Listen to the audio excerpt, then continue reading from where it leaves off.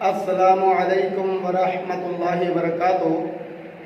نحمدہ ونصلی علی رسولہ الکریم، اما بعد فاعوذ باللہ من الشیطان الرجیم، بسم اللہ الرحمن الرحیم۔ انک لا تہدی من احببت ولکن اللہ یہدی من یشاء۔ دوستو، میں آج آپ کو ایک اہل حدیث عالم کے متعلق بتانے لگا ہوں جو میرا کلاس فیلو ہے، مگر آج رافضی عقائد و نظریات کا حامل ہو چکا، اہل الحدیث اور اہل السنہ کے عقائد کو وہ چھوڑ چکا۔ تو یہ ویڈیو بہت ہی اہم اور ضروری ہے اور انتہائی سنگین معاملہ ہے، آپ نے ویڈیو کو مکمل دیکھنا ہے۔ میرے کلاس فیلو مولانا مزمل اعجاز ربانی صاحب، جو کہ حیدرآباد کے رہنے والے ہیں، جامعہ عثمان بن عفان منڈی یزمان میں ہم نے اکٹھے سند بخاری حاصل کی، اور پچھلے کچھ دنوں سے اور اس سے پہلے کچھ ماہ سے تھوڑی تھوڑی شکایات موصول ہوئیں، اور مجھے حیدرآباد سے جماعتیوں نے کال کی، پھر علماء نے، مولانا مسعود صاحب انہوں نے کال کی، اسی طرح استاد محترم استاد العلماء مولانا سیف الرحمان دل صاحب نے، جو کہ جامعہ محمدیہ طلاب والی مسجد کے رئیس العام ہیں، انہوں نے درخواست کی کہ آپ کے وہ کلاس فیلو ہیں، آپ ان سے گفتگو کریں، مناظرہ کریں، کہ آپ ان سے گفتگو کریں، ان کو سمجھائیں۔ اس کے بعد میرا ان سے رابطہ ہوا، انہوں نے مناظرہ کرنے سے انکار کر دیا، پوڈ کاسٹ کی دعوت دی۔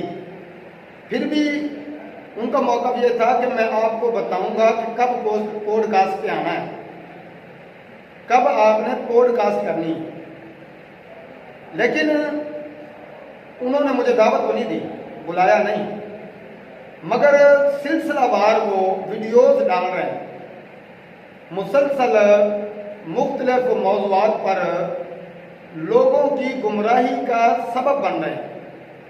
تو آج میں آپ کو ان کے تار پول بکھیر کر بتاؤں گا، اگرچہ وہ انکار کریں کہ میں اہل حدیث ہوں، میں نے رافضی عقائد قبول نہیں کیے، میں اہل سنہ ہوں، ہمارا دوست ہے، لیکن عقیدے کا معاملہ، نظریے کا معاملہ، صحابہ کا جب معاملہ ہوگا تو پھر ہم یہ نہیں دیکھیں گے کہ وہ ہمارا دوست ہے، ہم نے ان کے عقائد کو دیکھنا ہے۔ تو آج میں آپ کے سامنے اس کے عقائد کی حقیقت بما اس کے کلپ اور بما دلائل، اعتراض اور جوابات کے سلسلہ میں اس کیفیت میں آپ کے سامنے رکھوں گا۔ نمبر 1، سب سے پہلے آپ یہ بات دیکھیں کہ وہ کہتا ہے کہ میں اہل حدیث ہوں، اہل سنت ہوں۔ تو پھر میرا سوال یہ ہے کہ جب وہ حضرت علی رضی اللہ تعالی عنہ کا نام لیتا ہے، علیہ السلام کہتا ہے، اچھا جی، اور اس طرح جب حضرت فاطمہ رضی اللہ تعالیٰ عنہ ان کا نام لیتا ہے، علیہ السلام کہتا ہے جی، اس طرح سلام علیہ کہتا ہے، اس کے بعد سلام علیہ کہتا ہے ان کے لیے۔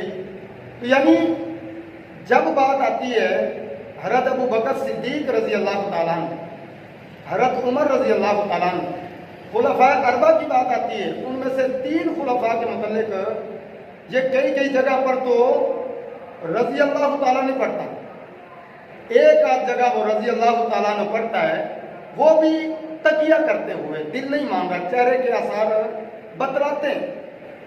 سب سے پہلے یہ دیکھیں، حضرت ابو بکر کے دربار میں، حضرت ابو بکر کے سامنے سیدہ فاطمہ الزہرا سلام اللہ علیہا آپ سے مطالبے کے لیے گئی ہیں، اور اس کے بعد روایات میں یہ ہے کہ جناب علی المرتضیٰ علیہ السلام بھی حضرت جناب ابو بکر کے پاس فدق کے مطالبہ کے لیے گئے ہیں۔ اب دیکھیں آپ، اگر علیہ السلام اس کے لیے اولیاء اللہ کے لیے، صحابہ کے لیے جائز ہے، پڑھنا چاہیے، تو پھر سب کے لیے کریں۔ 3-4 دفعہ حضرت ابو بکر رضی اللہ تعالیٰ کا نام لیا، لیکن رضی اللہ تعالیٰ نے نہیں پڑھا، ایک دفعہ صرف کہتے ہیں کہ مجبوراً، جس طرح کہ جامعۃ المنتظر شیعوں کا جو مدرسہ ہے لاہور میں، وہاں بھی حضرت عائشہ رضی اللہ تعالیٰ عنہ ان کے آگے رضی اللہ تعالیٰ نے لکھا ہوا ہے، تو اس طرح اس نے بھی یہ تقیہ کیا۔ نمبر 2، میرا ان سے یہ سوال ہے کہ اگر آپ کہتے ہیں کہ میں اہل حدیث و شیعہ نہیں ہوا، پہلا میں نے یہ سوال کیا کہ آپ نے یہ انداز تفریق کیوں کی ہے؟ اگر آپ کے دل میں حضرت ابو بکر صدیق اور دوسرے خلفاء کا بغض نہیں ہے تو یہ انداز کیوں ہے؟ ایک بات۔ نمبر 2، جو آپ نے آیت پیش کی ہے کہ امام کا یہ حق بنتا ہے کہ وہ لوگوں کو ہدایت کی طرف بلائے، تو کیا اس سے صرف حضرت علی مراد ہے؟ ہم کہتے ہیں حضرت علی بھی ہیں، حضرت ابو بکر بھی ہیں، حضرت عثمان بھی ہیں، حضرت عمر رضی اللہ تعالیٰ عنہ اجمعین، یہ سارے کے سارے ہیں، تو کیا آپ صرف اس سے حضرت علی مراد لیتے ہیں؟ تو کیا یہ اہل سنت کا عقیدہ ہے؟ نمبر 3، آپ نے شیخین کے متعلق بات کی، جہاں فراڈ کیا۔ اگر آپ کے دل میں بغض نہیں ہے تو آپ فراڈ نہ کرتے۔ فراڈ کیا کیا ہے؟ آپ نے کہا جی آپ شیخین کی اطاعت کر رہے ہیں، شیخین کا کہنا مان رہے ہیں، ان کی اطاعت لازم نہیں ہے، ان کی اطاعت واجب نہیں ہے۔ آپ نے فراڈ کیا کیا ہے؟ آپ نے فراڈ یہ کیا ہے باغ فدق کے متعلق۔ اب فدق کے معاملہ میں جناب ابو بکر رضی اللہ عنہ نے یہ فرمایا ہے کہ فدق کیونکہ نبیوں کی وراثت مالی اعتبار سے نہیں ہے، اس لیے فدق نہیں بنتا۔ تو سیدہ نے فغضبت، آپ کو غصہ آیا، غضب آیا۔ ظاہر سی بات ہے، اپنے نبی کی، اپنے پیغمبر کی بات سن کے تو غضب نہیں آیا۔ فاطمہ کو اس سے پیاری بات کیا ہو سکتی ہے کہ جناب فاطمہ کو اس کے بابا کی حدیث سنائی جائے اور وہ خوش ہو؟ غضب تو نہیں آنا چاہیے تھا۔ چلیں اس بات کو ایک طرف رکھتے ہوئے آگے چلتے ہیں کہ جب حضرت فاطمہ رضی اللہ تعالیٰ عنہ حضرت علی رضی اللہ تعالیٰ عنہ وہ حضرت ابو بکر صدیق رضی اللہ تعالیٰ عنہ کے پاس باغ فدق کے سلسلہ میں گئے، نبی کریم صلی اللہ علیہ وسلم کی وراثت کے متعلق گئے، سوال کیا تو جواباً انہوں نے دینے سے انکار کر دیا۔ آپ کہتے ہیں جی ان کا کہنا ماننا، ان کی اطاعت کوئی لازم نہیں ہے۔ یہاں فراڈ کیا کیا آپ نے یہ ظاہر کیا کہ حضرت ابو بکر نے اپنی بات کی ہے کہ انہوں نے کہا جی کیونکہ نبیوں کی وراثت تقسیم نہیں ہوتی۔ تو بھائیوں یہ فراڈ کیا ہے؟ بخاری شریف آپ حدیث نمبر 6727 دیکھیں، اس طرح جو روایت انہوں نے پیش کی وہ پوری پڑھیں گا، کیا الفاظ ہیں۔ نبی صلی اللہ علیہ وسلم نے فرمایا کہ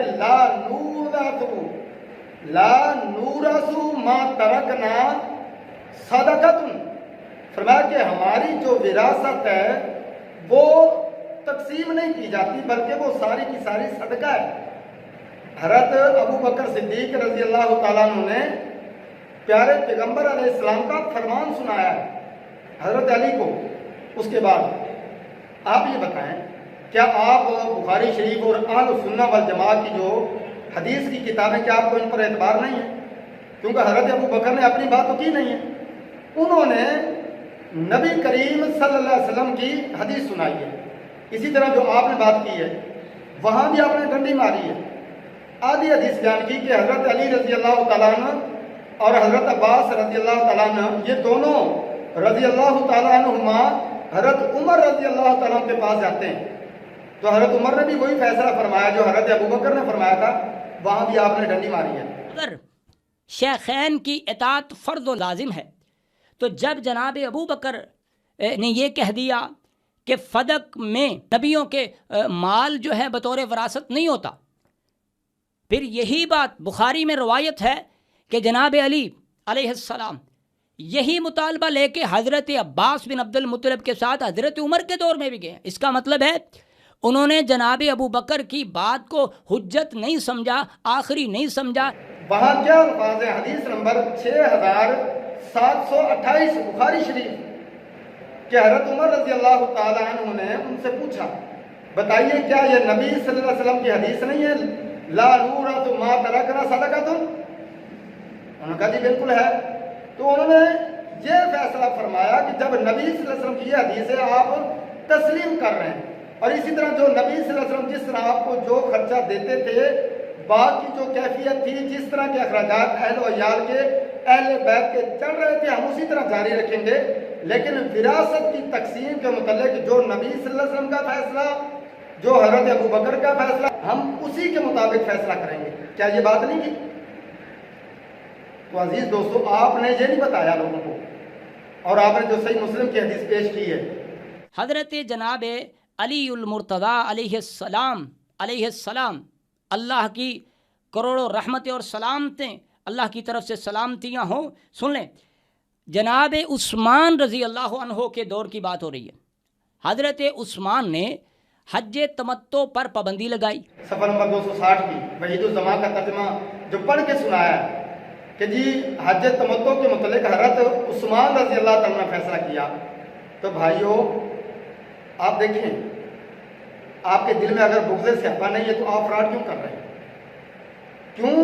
وہاں حضرت عثمان رضی اللہ تعالیٰ کا اپنا فیصلہ ہے اور حضرت علی رضی اللہ تعالیٰ مقابلے میں حدیث پیش کر رہے ہیں. ان کو کہتے ہیں کہ آپ کا فیصلہ اس لیے قابل قبول نہیں ہے کیونکہ حدیث مصطفیٰ صلی اللہ علیہ وسلم ہے کہ آپ صلی اللہ علیہ وسلم نے حج تمتع کیا.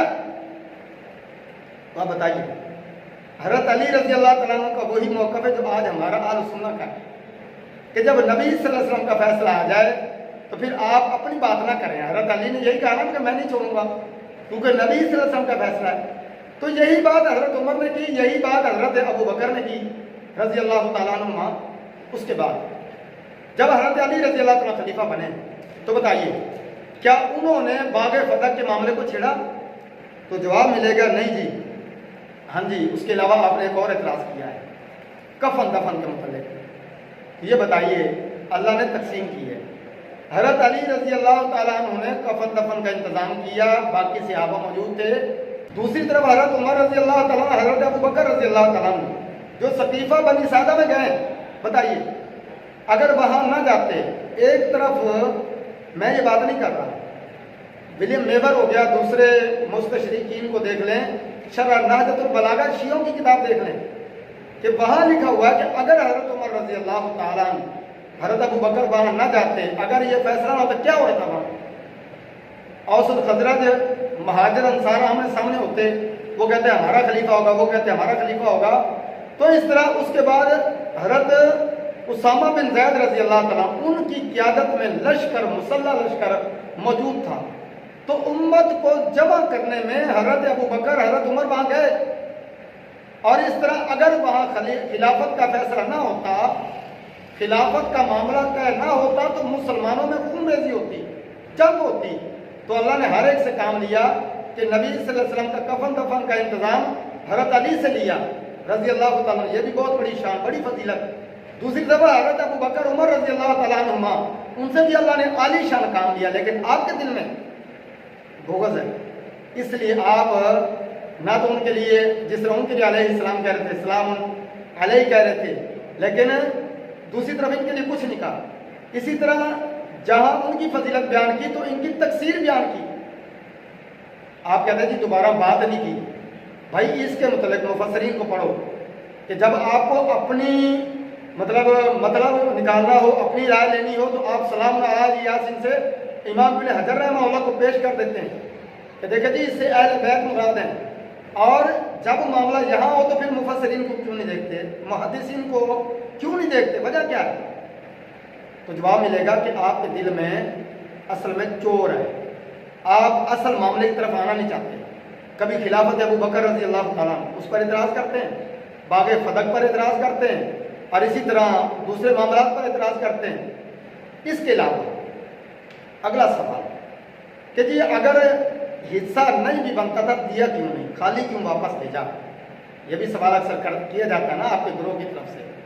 تو پھر میرا جواب یہ ہے کہ نبی صلی اللہ علیہ وسلم سے حضرت فاطمہ آئی رضی اللہ تعالیٰ عنہ، سوال کیا کہ اللہ کے نبی صلی اللہ علیہ وسلم دوسروں کو آپ کسی کو غلام دے رہے ہیں، لونڈیاں دے رہے ہیں، مجھے بھی دے دیں، میں بھی کام کر کے تھک جاتی ہوں، سارا دن کام کرتی ہوں، تھک جاتی ہوں، آپ مجھے بھی غلام اور لونڈی عنایت فرمائیں.